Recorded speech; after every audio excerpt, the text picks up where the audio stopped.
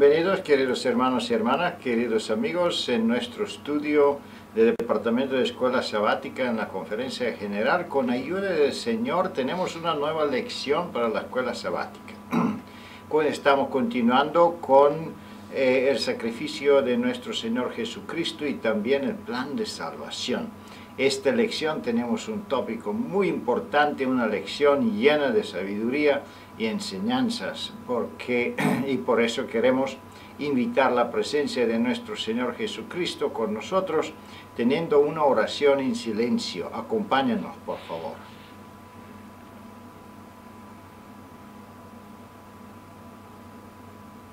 Amén. Vamos a ver la estructura de nuestra lección. El título es Bienaventurados los que creen. Podemos inmediatamente llegar a la conclusión que toda la lección está relacionada con la situación de Tomás, que es uno de los discípulos, y vamos a ver que él tenía un problema serio de creer. Pero antes de mencionar su nombre y su experiencia, vamos a tener dos preguntas bajo el subtítulo Méritos del Redentor. Y en esta primera parte de introducción es muy importante que nosotros clarificamos la importancia de la fe. Por fe recibimos el perdón del pecado, por fe recibimos la salvación, la gracia, y esas dos preguntas tienen que ver con esto. Cómo y qué tipo de fe debemos tener para obtener el perdón de los pecados. Después viene otro subtítulo, ausencia y pérdida, y aquí está la introducción prácticamente de la experiencia de Tomás. Vamos a ver por qué Tomás fue tan incrédulo, qué le faltaba y qué podemos aprender de su historia. Aquí tenemos el otro subtítulo, duda e incredulidad. Vamos a ver qué hacer cuando tenemos dudas, el papel que juega la iglesia, los hermanos, los estudios bíblicos, cómo podemos evitar la incredulidad, cómo podemos vencerla. Así llegamos en la pregunta número 6, que es bajo el título No seáis incrédulos. Es unas palabras que Jesús prácticamente menciona. Y la última pregunta está bajo el subtítulo Bienaventurados los que creían. Es muy hermosa la lección, llena de enseñanzas, y también puede servir como una herramienta misionera, porque podemos hacer un llamado en nuestras iglesias para que aceptemos por fe nuestro Señor Jesucristo, porque solo por Él podemos ser salvos. Debemos prepararnos bien, porque esta lección, teniendo un contenido tan rico e importante, puede desviarnos en otros temas que prácticamente nos impedirían a cuidar el tiempo y mantenernos en el tiempo oportuno para la escuela sabática. Estamos juntos con nuesra querida hermana Raquel Orce y su servidor Pastor Petco, y vamos a empezar con el análisis de las preguntas. La primera pregunta dice: después de la muerte de Jesús, los creyentes aún recibían el perdón ofreciendo sacrificios animales. ¿Qué podemos decir de eso, Raquel? Tenemos mucha luz en la Biblia, pero también sabemos que este es exactamente el periodo de cambio del Antiguo y Nuevo Testamento. ¿En qué forma este cambio prácticamente se realiza? Con la pasión, muerte y resurrección de Jesús se inicia una nueva dispensación. Este nuevo periodo cambiaba totalmente de perspectiva en cuanto a la abolición del sistema ritual y de sacrificios, ya que no era necesario buscar un elemento transitorio o sustitutivo como lo era la ofrenda, sino que el sacrificio de Jesús, siendo perfecto, completo y habiendo sido consumado, lo convertía a Él y el derramamiento de su sangre como el más excelso elemento de expiación, remisión y perdón de los pecados. Esto era algo que los primeros que tenían que entenderlo eran los discípulos, y por esa razón se encontraban en un estado de transición entre su comprensión anterior, en la que habían sido educados, y ahora asimilar la resurrección de Jesús y la nueva proyección de vida y la comisión que Él mismo venía a encomendarles con el fin de dar a conocer esta importante verdad. Muchas gracias, Raquel. Muy interesante. Podemos ver que por fe y solo por fe podemos recibir el perdón de nuestros pecados. Debemos confesarlo, debemos arrepentirnos. Obviamente todo eso es parte de ese proceso del perdón. No más sacrificios de animales es necesario. Prácticamente nunca fue suficiente, dice claramente la palabra de Dios en hebreo, un sacrificio animal. Sin embargo, como una forma pedagógica, bueno, Dios lo usó para que los hijos de Dios podían sentir ese dolor del pecado y esas consecuencias que traía el pecado consigo, requiriendo sangre, requiriendo la muerte. Vamos a ver en qué extensión prácticamente la fe tiene una importancia en el plan de salvación. La segunda pregunta dice: ¿en qué nombre o por mérito de quién iban los discípulos a predicar arrepentimiento y remisión de pecados en Jerusalén? Y no solo en Jerusalén, pero en el resto del mundo. La comisión que habían recibido requería una comprensión personalizada de esta verdad. Y por esa razón el Señor enfatiza especialmente el hecho que ellos debían comprender claramente todo el proceso del ministerio, sufrimiento, muerte y resurrección de Jesús al tercer día. Era algo que debía ser reformulado correctamente en sus mentes, de manera que pudieran a su vez transferirlo bajo esa nueva perspectiva. Era Jesús el único por medio del cual se podía alcanzar el arrepentimiento, el perdón y la salvación como final excelso. Y ese proceso de comprensión y personalización de la verdad que nos capacita para transferirla a otros es justo uno de los elementos que vamos a considerar en las próximas preguntas. Muchas gracias, Raquel. Muy interesante es esa pregunta: ¿en qué nombre? Solo en el nombre de Jesús hay salvación. Y solo en su nombre hay perdón del pecado. La iglesia tiene o juega un papel importante. ¿En qué sentido? En el sentido del conocimiento del verdadero Jesús.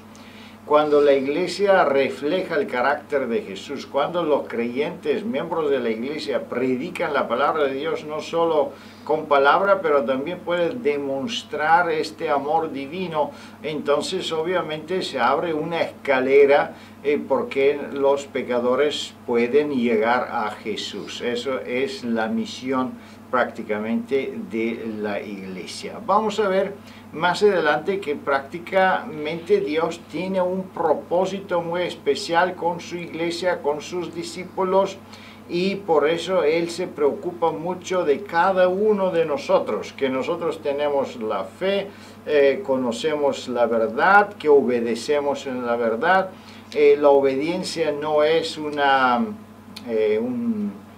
vamos a decir, una condición para la salvación. La salvación es por gracia y por los méritos de Jesucristo. Sin embargo, cuando recibimos esa salvación por gracia y por fe saludable, entonces automáticamente viene ese deseo natural de obediencia. La obediencia es una consecuencia de la salvación. Por eso es muy importante que creemos a Jesús, porque sin fe obviamente no podemos conectarnos ni con su gracia, ni con su salvación, ni con su perdón. Por eso es importante que todos nosotros creemos y todos que van y se acercan a Dios deben tener fe. Vamos a ver qué sucede con unos de los discípulos de Jesucristo. La pregunta número 3.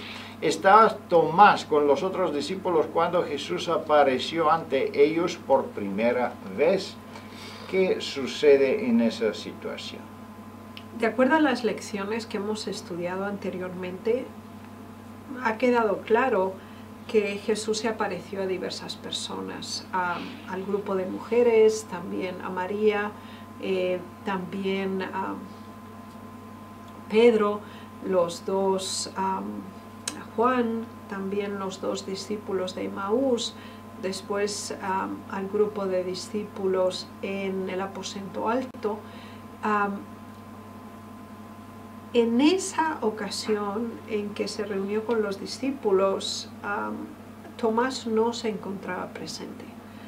Una de las mayores pérdidas que nosotros sufrimos y que debilita extremadamente nuestra fe es abandonar los lugares de reunión, no participar en servicios, no asumir responsabilidades en la iglesia y no asistir a los congresos, a las reuniones y a cualquier actividad religiosa que en conjunto promueve, motiva, impulsa, acrecienta nuestra fe por asociación. Y también por el estudio conjunto de la verdad se alcanza una comprensión más elevada y profunda del mensaje del Señor. Todas estas ventajas y estos derechos habían sido dejados a un lado por parte de Tomás. Él no se encontraba presente con los discípulos para orar, para consolarse mutuamente, para analizar los eventos, repasar las declaraciones de Jesús y también los escritos del Antiguo Testamento. Así que de alguna manera él descontinuó su contacto con el resto de los discípulos y como consecuencia directa nos daremos cuenta que su fe se redujo considerablemente. Muchas gracias, Raquel. Es importante, queridos hermanos y hermanas, que nosotros participemos en las reuniones eclesiásticas, conferencias. Todo eso establecería mucho nuestra fe. Es interesante, aquí tenemos a Tomás, que obviamente fue muy frustrado la experiencia de la muerte de Jesús. Y como él se sentía tan mal, pues entonces él se separó de los otros discípulos, buscaba una consolación en otras actividades. Pero podemos ver aquí que estaba equivocado. Si nosotros nos sentimos mal, si tenemos dudas, si tenemos problemas en comprender la verdad, no debemos separarnos de los hermanos. En contrario, debemos buscar la unidad, debemos buscar las conversaciones, debemos buscar los estudios. En lo mismo tiempo podemos ver que los discípulos también debían permitir la entrada de Tomás en su medio. Pero vamos a ver qué sucede prácticamente en la pregunta número 4. Aunque había oído las noticias, estaba listo para creer en la resurrección de Jesús. ¿Qué podemos contestar en esa pregunta, Raquel? Los discípulos estaban llenos de gozo y comunicaron esta maravillosa experiencia diciéndole al Señor: hemos visto. Ah, pero la reacción que tuvo Tomás fue realmente fría y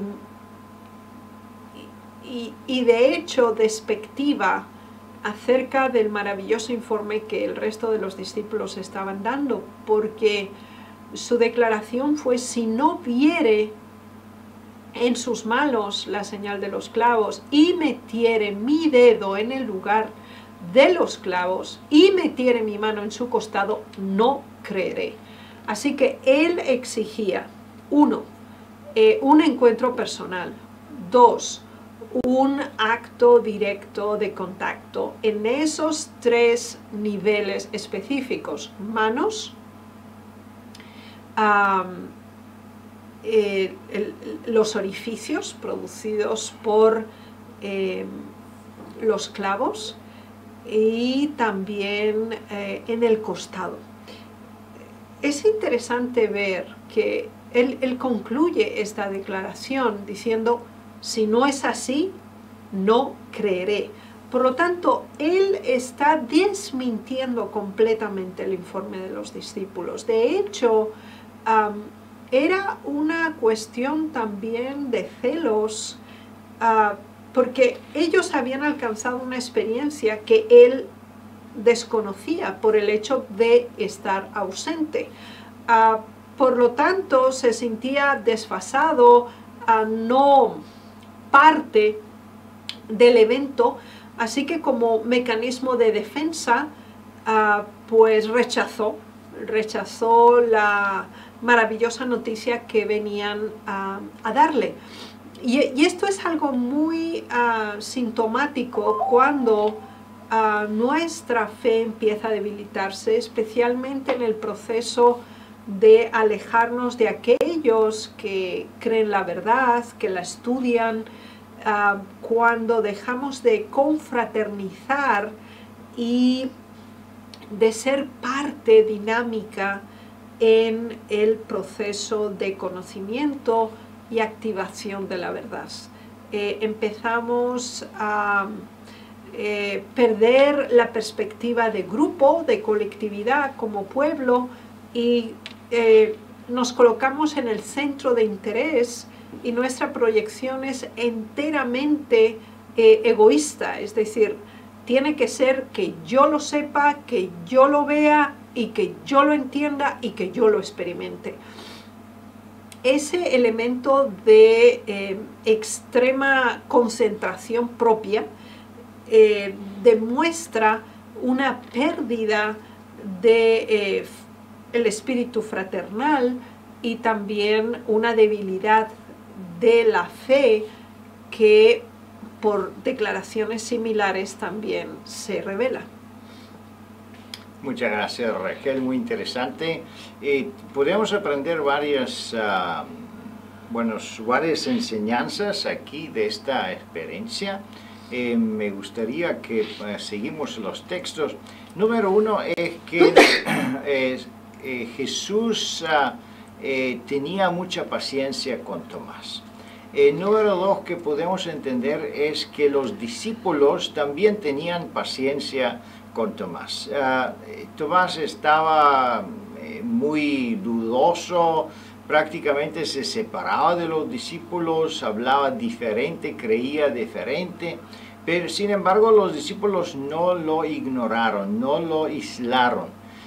Y podemos ver en la próxima pregunta 5 que prácticamente él otra vez estaban con sus amigos, con sus discípulos, y eso lo ayudó prácticamente de reflexionar y de tener una experiencia viva personal con Jesús.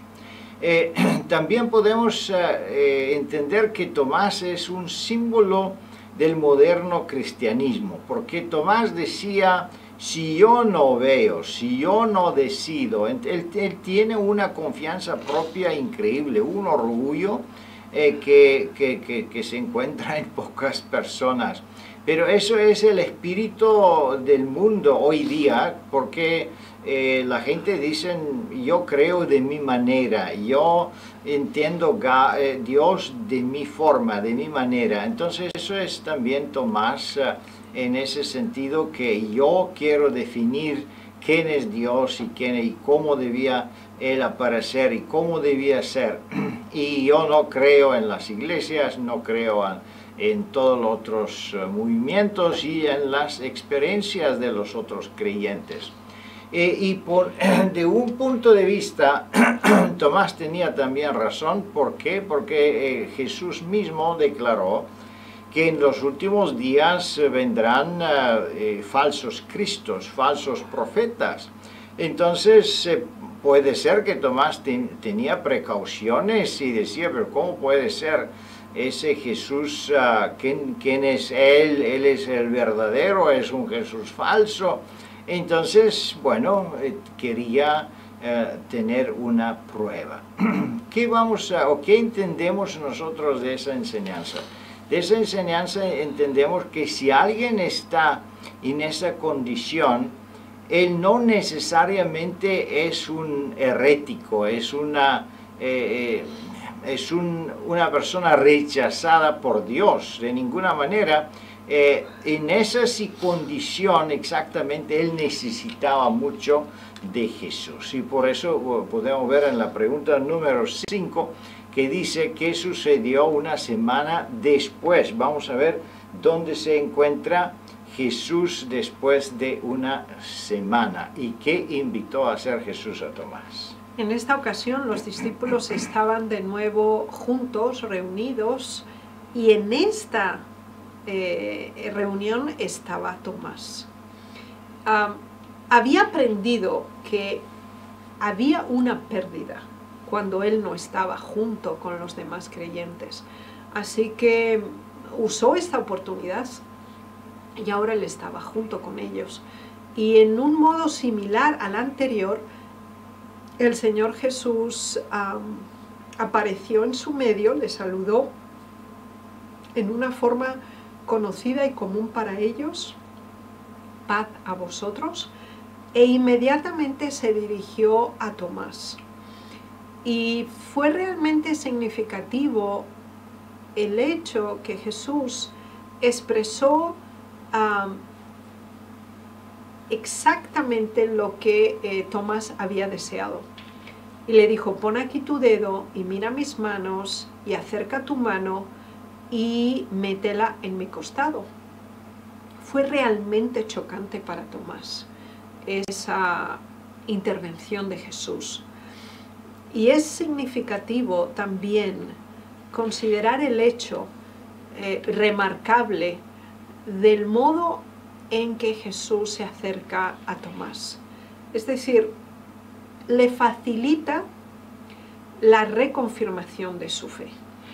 Y lo hace de una forma adaptada a sus necesidades.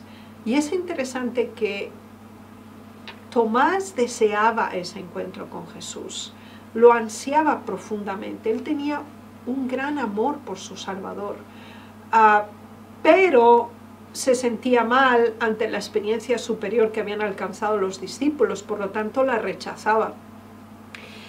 Pero ahora decidió estar presente y decidió ser parte de, y eso le dio la oportunidad de confirmar su fe, de cumplir su deseo de tener ese encuentro personal con Jesús.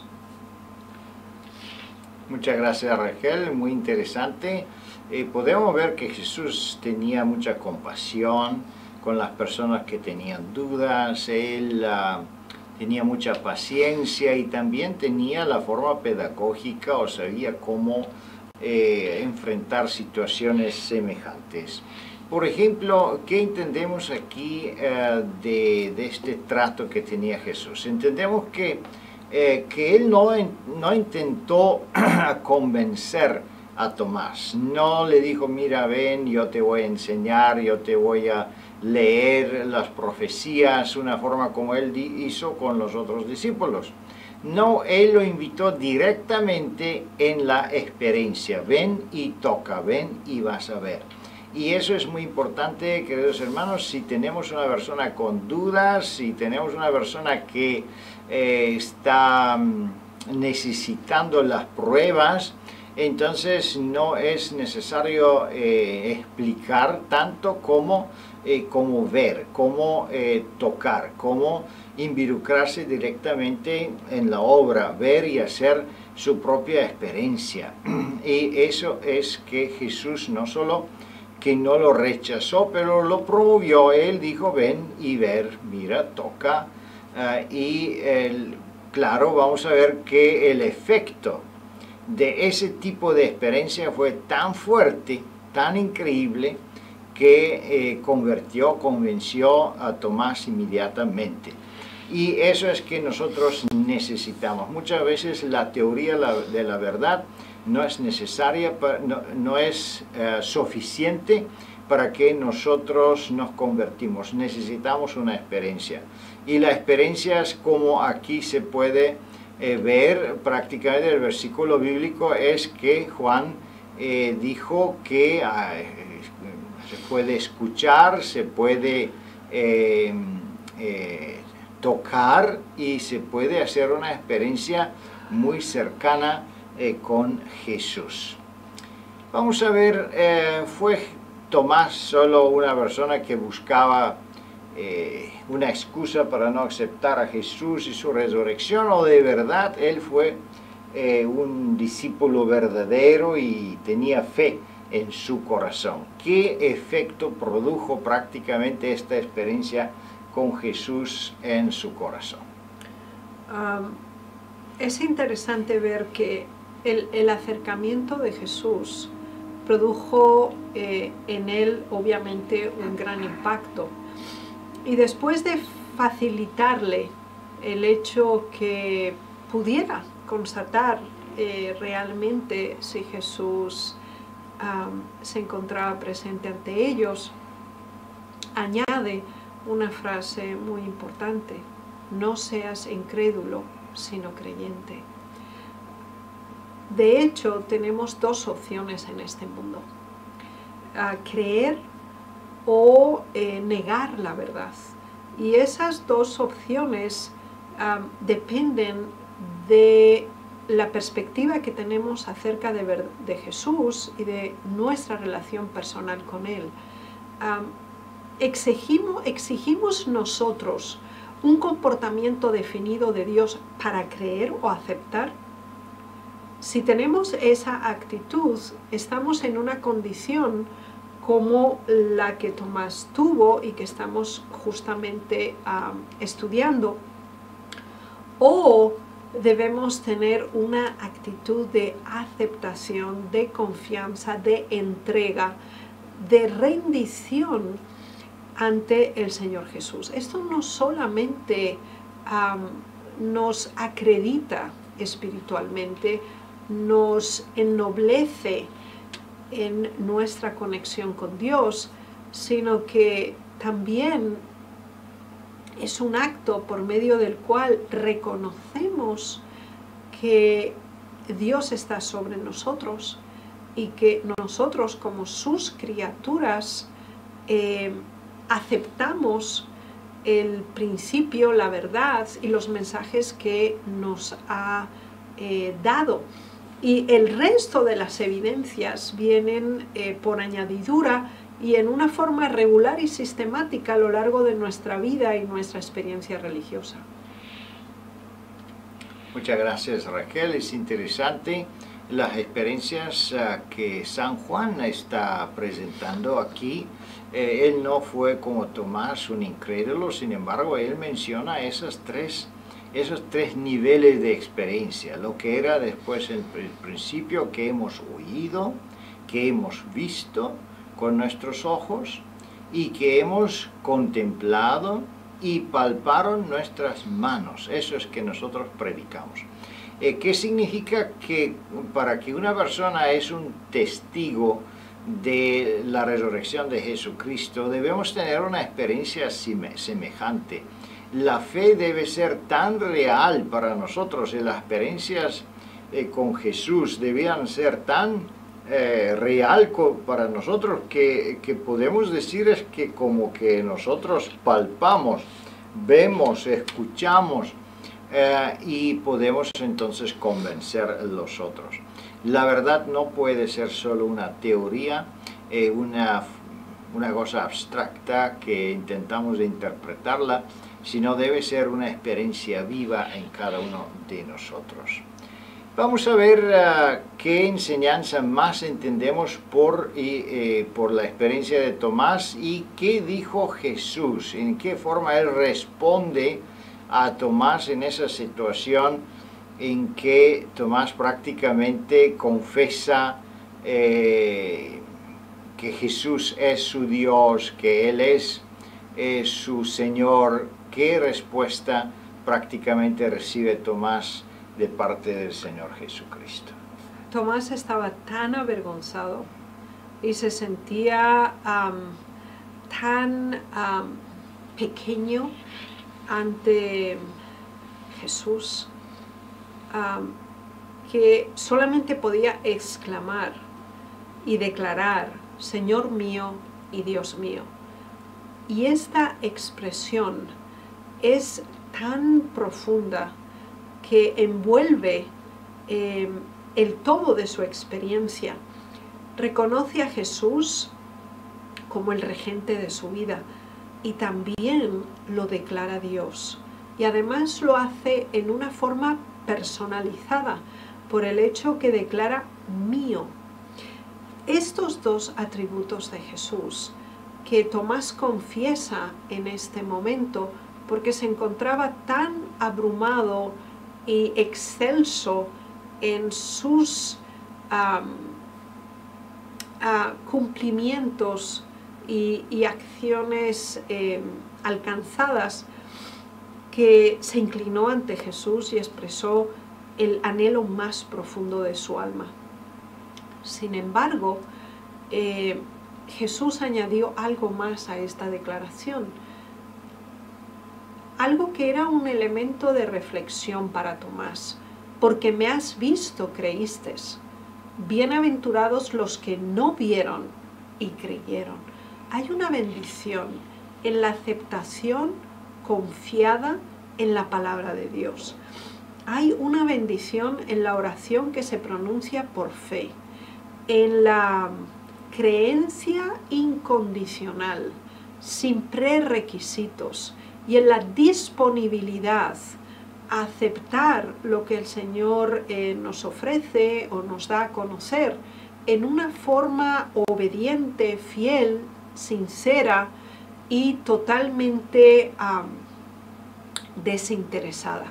Todo este mensaje se encontraba englobado en esta declaración. Porque me has visto, creíste. ¿Cuál es el nivel de nuestra fe?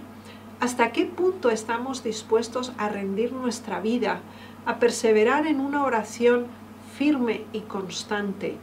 ¿Hasta qué medida estamos dispuestos a vivir una vida de fe sin condiciones, sin recriminaciones y sin dudas? Aprendamos de la experiencia de Tomás. Muchas gracias, Raquel, muy interesante. Recordémonos de la mujer enferma que tocó a Jesús y se curó. De una forma semejante, Tomás tocó a Jesús y se curó de sus dudas. Si nosotros tenemos la oportunidad de tocar a Jesús, de acercarnos a Él, obviamente nos vamos a curar de todas las dudas y de todas las enfermedades que tenemos. Por eso es muy importante que nos reunimos, así como los apóstoles se reunían, hablar de Jesús, orar de Jesús, estudiar de la vida de Jesús, y Jesús con seguridad aparecería allí con nosotros, y entonces podíamos tener una experiencia semejante como Tomás, y podíamos tener las respuestas de nuestras preguntas, eliminar nuestras dudas, recibir la salud y todo que necesitamos, y más que todo el poder de Dios en el Espíritu Santo que nos puede guiar a este arrepentimiento genuino y a este reconocimiento de quién es el Señor y quién es Dios. Queridos hermanos y hermanas, esa experiencia es una experiencia maravillosa y todos nosotros podemos hacerla. Que Dios le bendiga y le guarde. Disfruta esa lección de escuela sabática y con ayuda de Dios nos podemos ver durante la próxima semana. Amén.